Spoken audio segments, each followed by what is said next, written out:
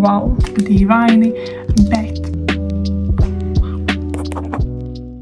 es gaidīju šī video filmēšanas brīdi vairāk kā mēnesi. Man šeit ir pasūtījums no YesStyle, kas tiem, kas nezina, ir austrumāziešu skaistumkopšanas un modes interneta veikals. Šis pasūtījums patiesībā atnāca 2 atsevišķos sūtījumos, un pirmo daļu es saņēmu pirms Ziemassvētkiem, un man tā niezēja nagi visu atvērt, bet es gaidīju šo brīdi, kad es filmēšu šo video, lai visu varētu atvērt pirmo reizi kopā ar jums. Filmējot savus iepriekšējos video, es sapratu, ka ir ļoti grūti reizē domāt par to, ko es vēlos pateikt, un krāsoties, ja tīpaši es cenšos attēlot kaut kādu specifisku make-up, ko es neesmu iepriekš mēģinājusi, bet es tāpat vēlējos to pamēģināt, lai nav tā, ka es te vienkārši sēžu šim make-up izskatam, ko šodien vēlos attēlot. Kad es šo redzēju savā Instagram, man pasaule apstājās. Viņi izskatās tik skaisti, tāpēc man šeit ir vesels plāns. Es atradu visus produktus, ko viņa izmanto, un piemeklēju kaut ko līdzīgu savā kolekcijā. Kā jā, es šo uztveru ļoti, ļoti nopietni. Labi, pirms es sāku pārāk daudz bļāpāt, vienkārši sāksim. Man šķiet pirmā loģiskākā lieta, ko man vajadzētu izmantot šeit, ir šis House of Her Weightless Sun Fluid.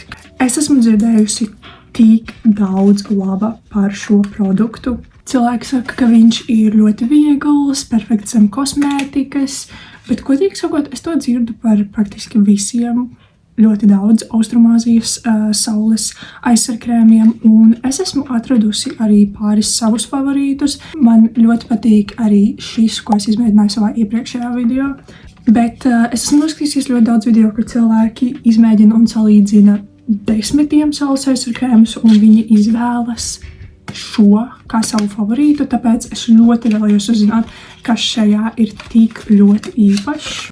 Man vajadzētu nākt tuvāk, lai jūs labāk redzētu, jo es nebaidos parādīt visas detaļas. Kā vienmēr, šādiem saules krēmiem ir ļoti viegla konsistence. Atgādina daudz vairāk to Biore saules krēmu nekā Beauty of Joseon. Beauty of Joseon tomēr ir nedaudz biezāks. Kā es minēju savā iepriekšējā video, godīgi sakot, pats svarīgākais man saules krēmam ir tas, vai viņš labi iet kopā ar kosmētiku un vai viņš nesabojā tavu tonālo vai konsīleri. Starp citu, rediģēt savus pirmos video ir tāds murgs. Es vienkārši nespēju sevī klausīties tajā, cik es neveikli runāju un cik daudz man ir jāizgriež ārā. Jo es vienkārši nespēju izteikt to, ko es vēlos pateikt. Šis ir ļoti neveikli. Tas liekas tik dīvaini, jo vienmēr galvā tev ir kaut kāds dialogs, pie kā tu esi pieradis, un tāpēc filmēt YouTube video nešķiet nekas tik traks, bet tad, kad tu reāli apsēdies, tas ir daudz grūtāk nekā tu biji iedomājies. Pagaidām šis ir ļoti līdzīgs manam Biore saules krēmam, arī tajā, kādu viņš padara ādu. Rezultāts ir ļoti dabīgs, nav pārāk spīdīgs. Tā kā viņš ir ļoti viegls, viņu ir ļoti viegli izsmērēt pa seju, tev nav tā kā stipri jāvelk. Redzēsim, kā viņš klājas zem kosmētikas. Kamēr šis iesūcas, es parādīšu pāris lietas, kuras es šeit šoreiz neizmantošu. Es esmu ļoti liela retinola fane. Es izmantoju retinolu 3 reizes nedēļā, un pēdējo gadu es esmu izmantojusi šo te L'Oreal serumu, kurā ir, ja es nemaldos, 0,02% retinols. Es uzlikšu uz ekrānu, ja nu es kļūdos. Un es meklēju kaut ko nedaudz koncentrētāku. Tāpēc es pasūtīju šo te no Soul 1988 Retinol Liposome 2% plus Black Ginseng. Tas ir nevis retinols, bet retinols, kas par sevi ir stiprāks, un tur ir kaut kāda īpaša ķīmija, bet liposoma ir kaut kāda molekula, kurā tas retinols atrodas. pameklējiet internetā. Bet vienmēr sakot, viņš ir nedaudz stiprāks par retinolu. Es retinolu izmantoju jau ļoti ilgi. Tā kā es ļoti ilgi interesējos par ādas kopšanu. Man liekas, es sāku par to interesēties un skatīties visu kaut kādus video, kad man bija apmēram 14. Un, protams, tas video taisīja vecāki cilvēki, un tāpēc es arī kopš tā laika izmantoju retinolu.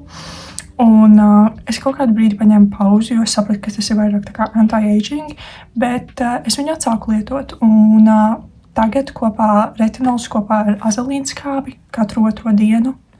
Man nav bijusi neviena pinne mēnešiem. Es burtiski neatceros, kad man būtu bijis kaut kāds breakouts vai kaut kas tam līdzīgs.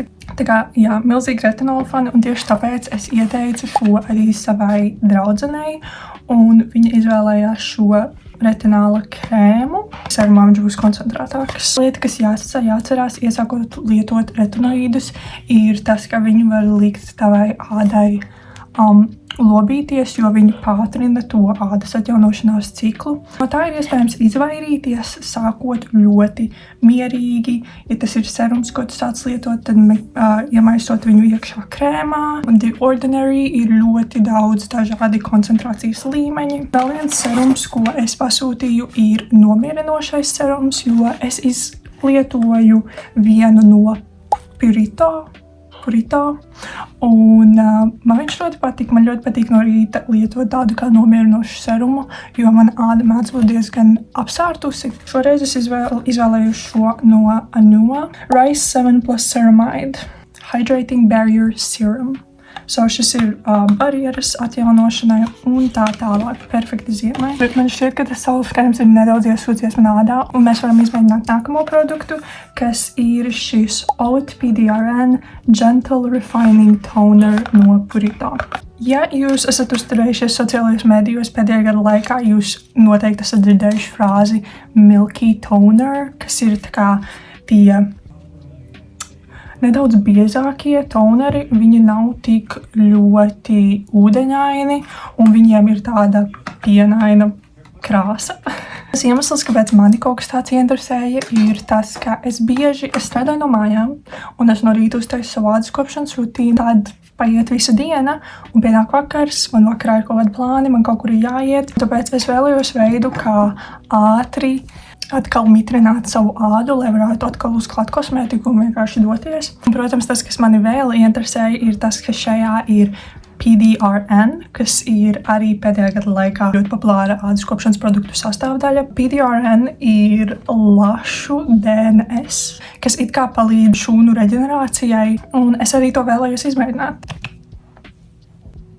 Smaržo pēc auzām. Es neredzu nekādu iespaidu uz to saules krēmu. Viņi abi divi kopā diezgan labi iedarbojas. Nav nekādas baltas švīkas vai ko angliski sauc par pilling. Tā lieta, kas man ļoti patīk par dienvidkorejiešu ādas kopšanu un dienvidkorejiešu kosmētiku, ir tas, ka viņa ir tik lēta. Un praktiski viss, kas man ir šeit, ir bijis 11 eiro. Nākamā lieta, par ko es esmu ļoti uztraukusies, jo es pirmo reizi internetā pasūtīju tonālo krēmu un konsīleri.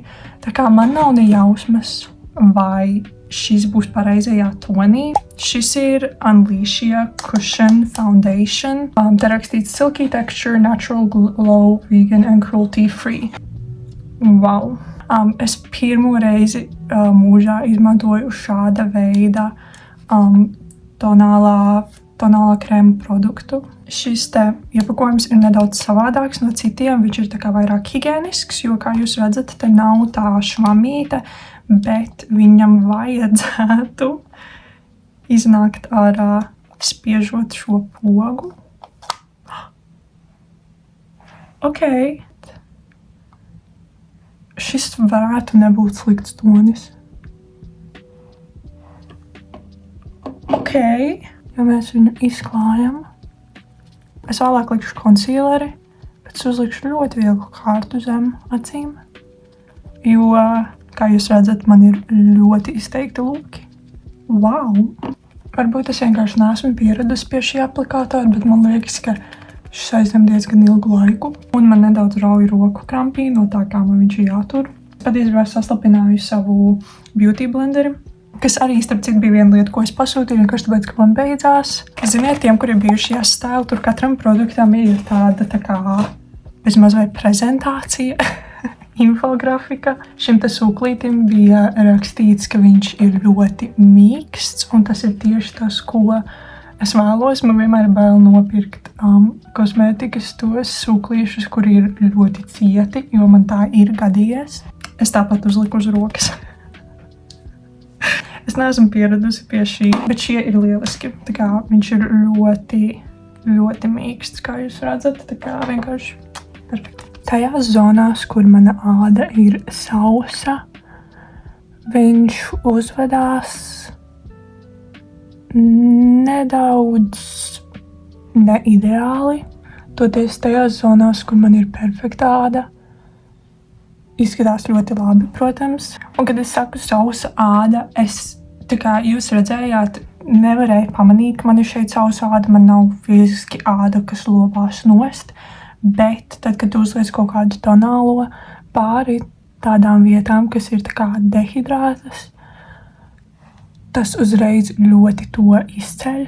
Es neteiktu arī, ka šis ir pats vieglākais bāzes produkts, ko es esmu izmēģinājusi.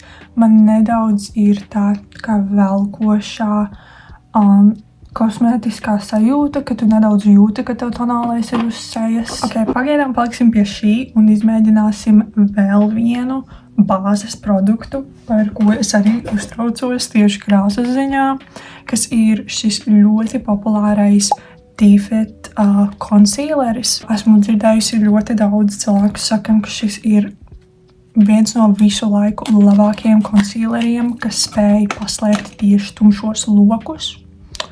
Un, kā jūs zinat, es esmu tumšo loku karaliene. Jūs redzat šo? Tā kā mēs redzēsim. Bet es izvēlējos toni 03 Cool. Tikai un vienīgi tāpēc, ka neitrālajā bija zaļa krāsa. Es īsti nekad nevaru atrast iemeslu izmantot to zaļo krāsu. Un man bija ļoti svarīgi, ka šeit ir arī rozā tonis. Šī laškrāsa ir ļoti populāra tumšo loku noklāšanai. Un vēl viena lieta, ko es vēlējos pamēģināt kopā ar šo, ir concealeru otiņa. Ok, pamēģināsim to rozā. Es godīgi sakot, no šādiem produktiem, kas ir tā kā krēmveida, iekš tāda kā trauciņa, muciņas, vienmēr sagaidu apmēram vienādu konsistenci. Viņi ir tādi pārāk balzāmīgi un līdz ar to pārāk biezi. Un pārāk daudz vienkārši izskatās pēc kosmētikas. Viņš ļoti izceļ visas nepilnības. Es pamēģināšu to gaišāko toni. Man patīk šis efekts, viņš ir tā kā ļoti izgaismojošs. Un tā kā tā konsistence ir diezgan bieza šim concealerim, es negribu īsti likt virsū vēl un vēl un vēl. Es neteiktu, ka šis dotu daudz stiprāku efektu kā jebkurš cits concealeris, ko es esmu izmantojusi. Un jūs redzat, kā izskatās āda panām acīm. Gan kontūrai, gan kā vaigu sārtumu viņa izmanto kaut kādu krēmveida produktu. Es izmantošu šo lūpkrāsu. Tagad es centīšos uztaisīt kaut kādu veidu uzacis, bet tikmēr, kamēr mēs esam uz manu loku tēmas, es zinu, ka es teicu, ka es esmu samierinājusies ar tiem, un es zinu, ka viņi visticamāk ir tur, tāpēc, ka tāda ir vienkārši mana sejas struktūra, un tā nav īsti, manuprāt, tā nav īsti kā pigmentācijas problēma, bet es laikam atkal iekritu uz mārketingu, jo es esmu redzējusi tik daudz labu pirms un pēc salīdzinājumu šim te produktam, kas ir Beauty of Joseon Revive Eye Serum Ginseng plus Retinol. Man ir nedaudz bail no šī, tāpēc, ka es parasti ļoti izvairos likt retinolu ap acīm, jo tad, kad es izmantoju to uz acīm, man mēdz uzliesmot tie psoriāzes pleķīši. Es cerēju, ka iespējams tā kā acu krēmā viņš būs kaut kādā veidā saformulēts tā, ka tā formula nav tik ļoti kairinoša. Un tāpēc es vēlējos to pamēģināt un uztaisīt tādu savu pirms un pēc ātri lineris, un tad es pastāstīšu par pārējo. Ok, nākamais, ko es pasūtīju, ir skropstas. Es nekad neizmantoju pielīmējumās skropstas, jo man viņas nepadodas izmantot. Bet es esmu izmēģinājusi tikai tās, kas ir pa vienam, vai arī tās, kas ir pilnīgi visas. Un tās, kas ir tā kā pilnīgi visas atskarumā, man vienmēr izskatās briesmīgi. Toties šīs te mazās man nekad neturas. Redzēsim, kā būs ar šīm te. Man šķiet, šī meitene viņas liek vairāk pa vidu nekā uz maliņu. Jā, šīs ir tās, kurām ir ķipa jāpielīd pašām. Nē. Šis izskatās daudz labāk.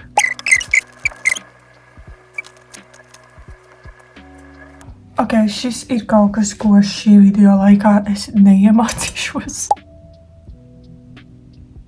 Labi, ka man ir ļoti labi skropstu tuši, kas uztais praktiski tādu pašu efektu. Labi, es parādīšu vēl vienu lietu, ko es pasūtīju savai draudzenei, ja viņa vienkārši pasūtīja caur mani, kas ir šī te Skin 1004 sejas attīrošā eļļa.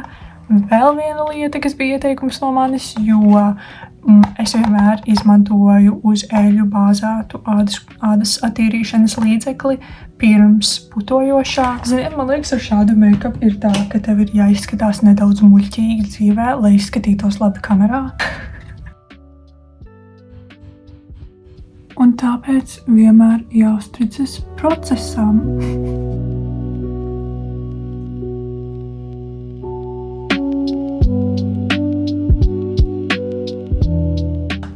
Pāris pēdējās lietiņas, ko es vēlos parādīt.